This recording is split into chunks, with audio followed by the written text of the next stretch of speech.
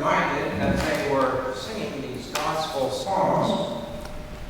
You may want to turn this down a bit, Ed. I was reminded that everybody wants to get to heaven, I just don't want to go today.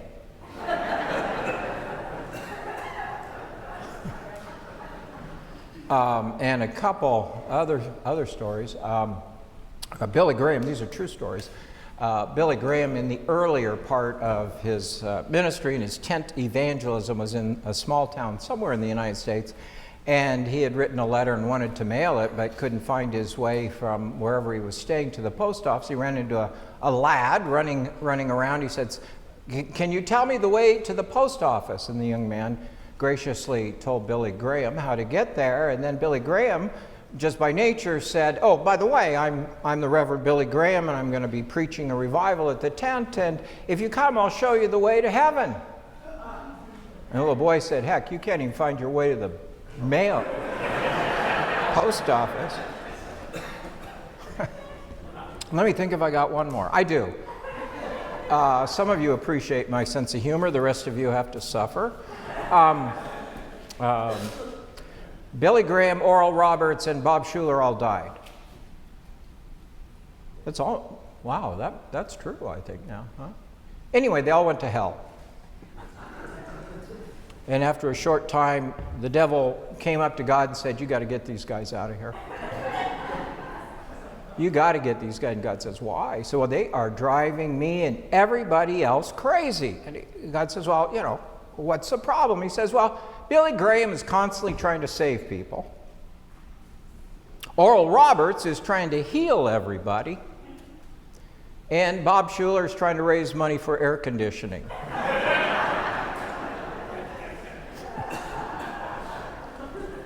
Now, I first heard that story from Bob Schuller, who said he heard it being told as he was flying on an airplane by another passenger.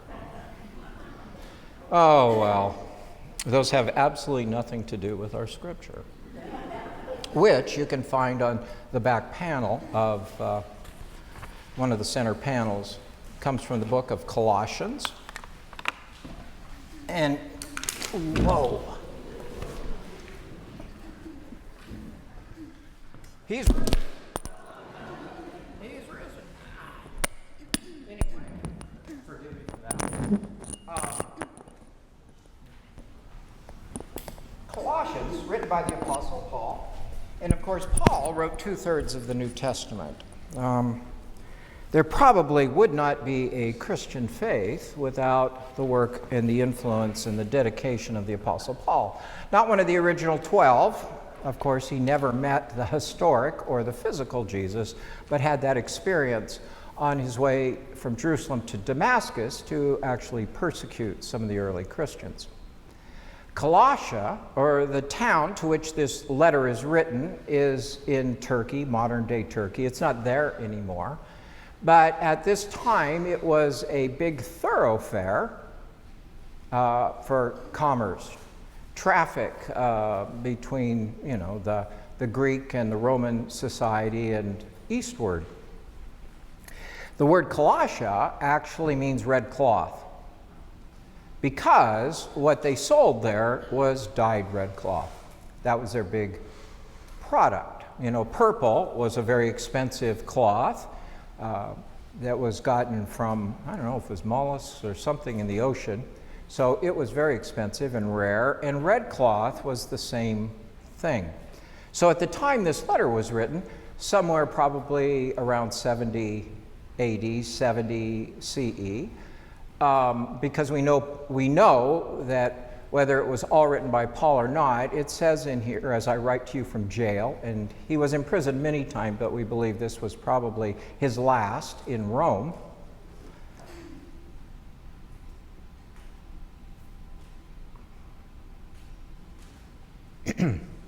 It was destroyed twice, the first by earthquakes.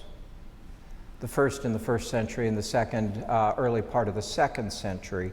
And of course, the first time they rebuilt, the second time they did not. And of course, the trade routes and everything had changed by then. Many people aren't aware of the fact that there is a fault line that runs from Turkey down into Africa through Israel. You get the Dead Sea and that whole Jordan River and everything that is greater than the San Andreas Fault in California. So any number of times when I've been in Israel, you feel the tremors, and they take place very, frequently. Well, Paul writes this letter, and Paul doesn't write like the gospel writers. He's not talking about Jesus and trying to provide history, but he's trying to create theology. And theology is a much bigger kind of umbrella that covers a lot of things, but it's the way we piece together our scriptural thinking. You can try to proof text anything you want by just pulling a passage here and pulling a passage there. You remember the story of the lady who read the Bible every day, and the way she did it was she opened it, and just wherever it opened to, she put her finger down, and that was her passage for the day. Until the day she did that, and the text said, Judas hung himself, go ye and do likewise. So, we call that proof texting.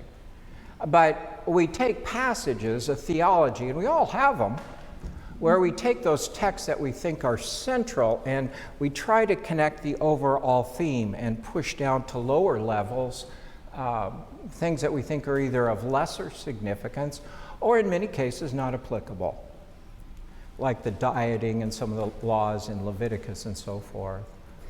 So Paul is about trying to help people figure out what Christianity is. And of course, you didn't even have what we would call a Bible in the form it is until about the 4th century. So you see, there's just a lot of stuff in this evolution that's taking place.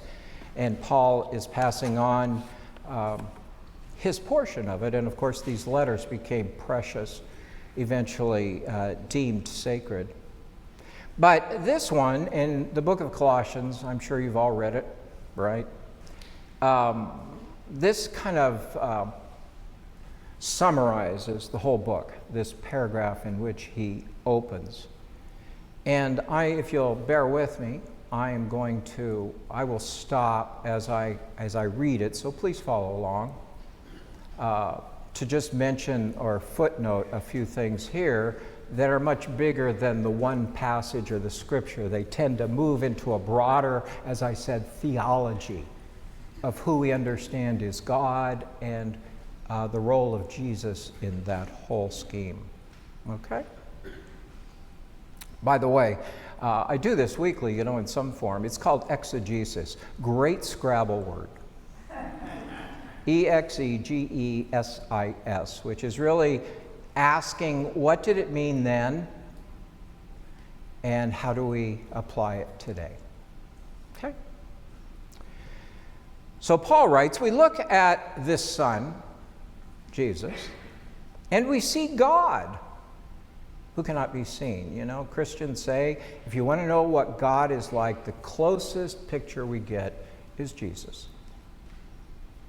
We look at this Son and we see God's original purpose in everything created. Everything.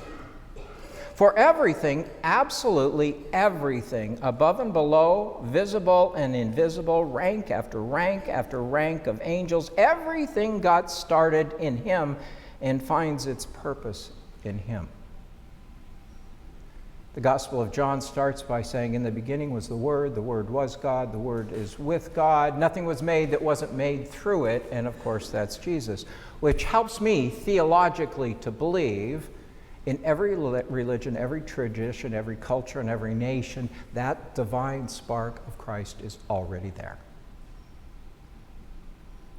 In everything.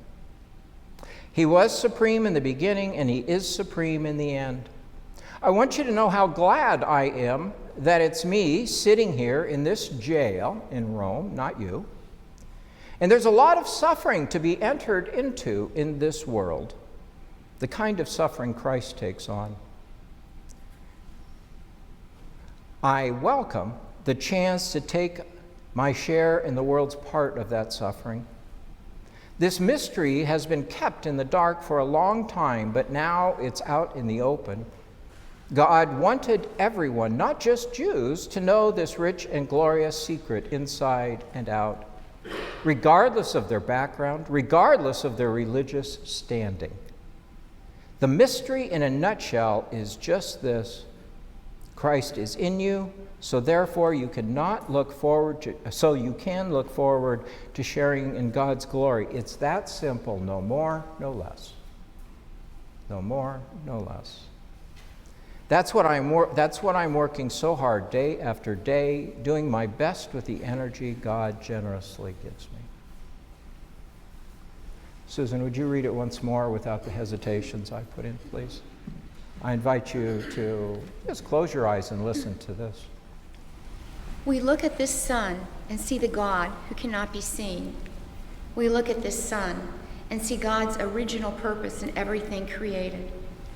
For everything, absolutely everything, above and below, visible and invisible, rank after rank after rank of angels, everything got started in him and finds its purpose in him. He was there before any of it came into existence and holds it all together right up to this moment. He was supreme in the beginning and is supreme in the end. I want you to know how glad I am that it's me sitting here in this jail and not you. There's a lot of suffering to be entered into in this world, the kind of suffering Christ takes on. I welcome the chance to take my share in the church's part of this suffering. This mystery has been kept in the dark for a long time now, but now it's out in the open. God wanted everyone, not just the Jews, to know this rich and glorious secret inside and out, regardless of their background, regardless of their religious standing. The mystery in a nutshell is this: Christ is in you. So therefore, you can look forward to sharing in God's glory. It's that simple. No more, no less. That's what I'm working so hard at day after day, doing my best with the energy God generously gives me.